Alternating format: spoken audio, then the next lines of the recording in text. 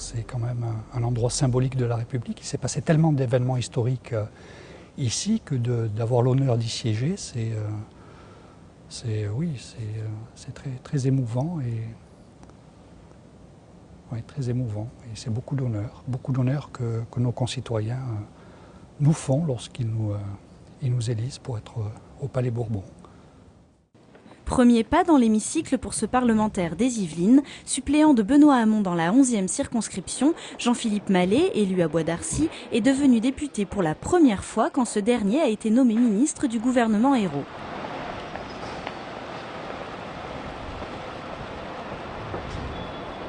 Il y a le Palais Bourbon et autour il y a plusieurs immeubles. Le plus récent, c'est le 3 rue Aristide Briand, avec plusieurs députés qui sont ici, qui ont leur bureau ici. Moi j'ai le bureau qui était à Jean Glavany.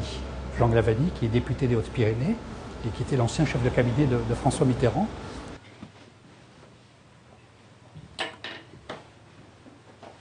Voilà le bureau du député. On m'a remis une écharpe, j'ai une cocarde également que je dois installer dans ma voiture.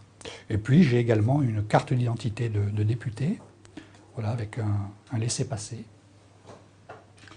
pour entrer dans les différents bâtiments de l'Assemblée nationale, puisqu'on ne rentre pas à l'Assemblée nationale et dans les bureaux et les bâtiments de l'Assemblée nationale sans laissez-passer. Voilà. Un bureau qu'il occupera 3 jours par semaine. Les lundis et vendredis, il sera à sa permanence à Trappes. Affecté à la Commission des Affaires culturelles et de l'Éducation, Jean-Philippe Mallet souhaite défendre la sensibilité politique initiée par Benoît Hamon, un monde d'avance.